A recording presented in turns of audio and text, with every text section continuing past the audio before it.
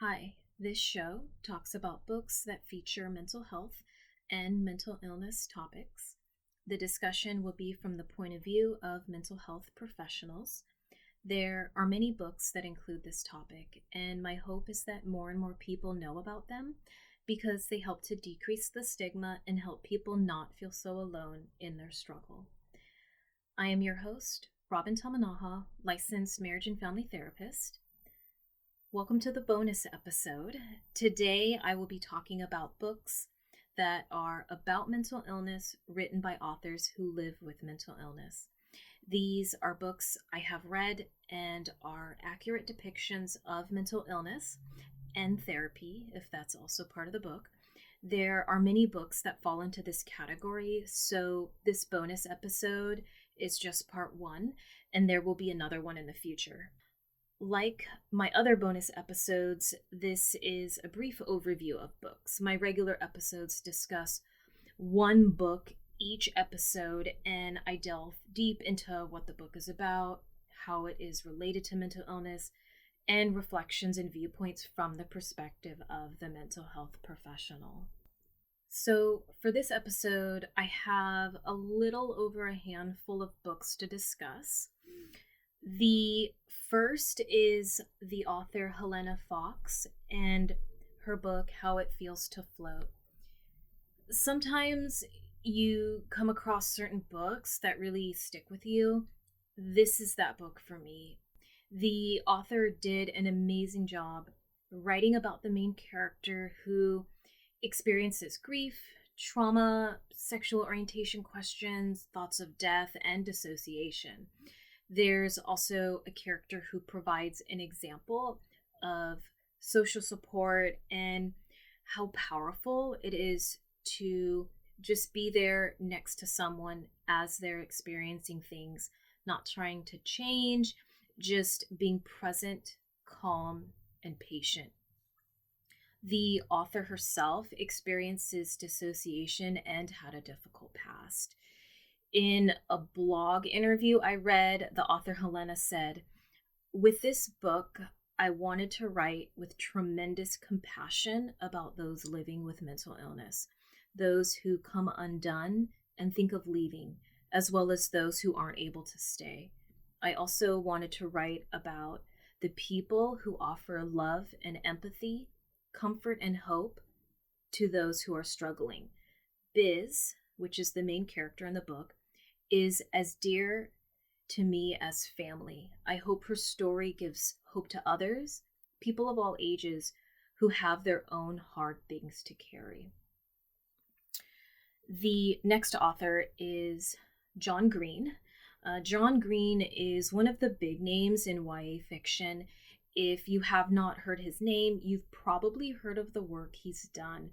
His book, The Fault in Our Stars, was made into a movie, and his book, Looking for Alaska, was recently released on Hulu as a show. I have read both of these books, but the book I want to mention is the book Turtles All the Way Down. John Green not only has experienced depression, but also lives with obsessive compulsive disorder. In Turtles All the Way Down, one character lives with obsessive compulsive disorder and describes her inner obsessive thoughts and compulsions. And her compulsions are kind of subtle, which is why some don't notice it at first. The character describes her thoughts as light swallowing wormholes. And although her OCD terrifies her, she doesn't let it get in the way of her happiness. A different character in the book has a father who has gone missing. Other than mental health, I'm very into crime and mystery. So this book has both mental illness and crime, making this my favorite John Green book. The next author is Raina Telgemeier and her book Guts. The author lives with anxiety and loves art, and Guts is kind of an extension of herself. Her graphic novel Guts is about a girl who experiences anxiety following a scary event, and when it builds and builds, it becomes too much to ignore, so she goes to therapy. this book is an accurate description of different types of anxieties and how anxiety is treated in therapy. To find out more, listen to the episode right before this one titled "A Scary Experience Leads to a Fear of Nearly Everything." The next author is Keith O'Neill, and his autobiography, Under My Helmet, A Football Player's Lifelong Battle with Bipolar. I found out about Keith O'Neill when I read a blog. Keith is a former NFL player who played for the Cowboys, Colts, and Giants. Bipolar disorder is my specialty, and I've pretty much read every autobiography out there about it. But until reading that blog, I did not know about this book. I ended up putting in a request at my local public library for this book, and they did order it. I read it, and now many others at the library can too. This book is wonderful because Keith was so upfront and honest about his symptoms, the cycles, and unfortunately how long it took to be diagnosed, which is not uncommon. When it comes to bipolar disorder, we get a timeline of symptoms and events that coincide with symptoms of the diagnosis. So in Keith's case, it took a while because he did not initially have a mental health professional who was familiar with bipolar disorder. And then once he was diagnosed, he describes what it realistically looks like to manage symptoms of the diagnosis. I really love how Keith has turned his life mission into being a mental health advocate. I think he's probably one of the strongest people out there. The next author is Ellen Forney and her book Rocksteady. Ellen Forney is a cartoonist living with bipolar 1. Her book Rocksteady is a self-help in the form of cartoons. It breaks down the diagnosis, symptoms, treatment, and how to manage it in nice bite-sized pieces. Each chapter and topic is very clear and concise, and it's in cartoon form. I think the visual aspect of this book makes a diagnosis that can seem very confusing more understandable. Her TED Talk was recently released, so definitely check that out online. Also, this book will be the next episode on this podcast, so definitely check back so you can listen to more about my thoughts on this one. The next author is Theo Fleury in his autobiography, Playing with Fire. I listened to Theo's guest interview on a different podcast, and because he was a hockey player and experienced mental illness, I immediately wanted to know more about his life. The only sport I watch and follow is hockey. Because of the trauma he experienced and learning about trauma either on his own or maybe through treatment, he is very versed in how it impacts the brain.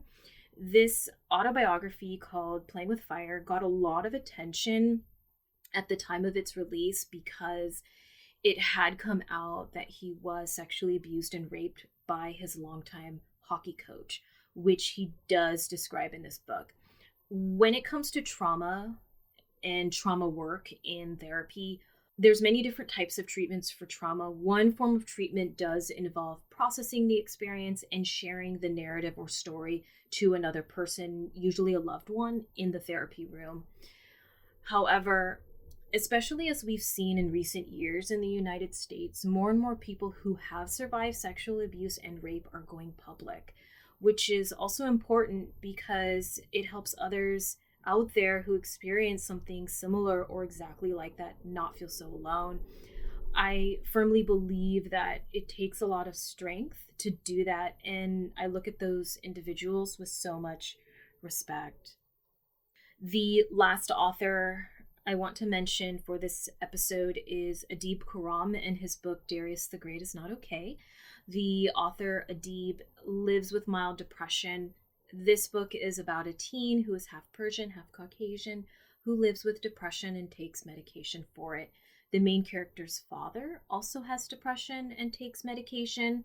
The story follows his trip to Iran, his experiences explaining it to individuals in Iran, and meeting a new person. This was one of the books that led to the creation of this podcast, mainly because it was one of the most watched videos I did on my website for my private practice. If you would like to know more about my thoughts on this book, please go to the video blog page of my website and you can watch the video. The video I created was way before I made this podcast. So if you want to watch it, go to my website, which is robintamanahatherapy.com, and click the video blog tab. So that concludes the books about mental illness written by authors who live with it so far. Like I said, there are others. So there will be another bonus episode later going into other authors and the other books they have written. Thanks for listening. If you have any book suggestions or books you would like discussed on this podcast, you can email it to booksbetweensessions@gmail.com. This could be books about mental illness in general, or books written by authors who also live with mental illness. If you're a mental health professional and either have a book you love or have written one yourself and would like to be on this podcast, contact me at booksbetweensessions@gmail.com. Also, this podcast is not psychotherapy or counseling. If you need to speak with a professional, you should find one local to you and contact them directly. I focus on individuals who live with depression and bipolar disorder at my private practice in Orange County, California. So if you would like to reach out to me for services, I'll provide my website in the show notes.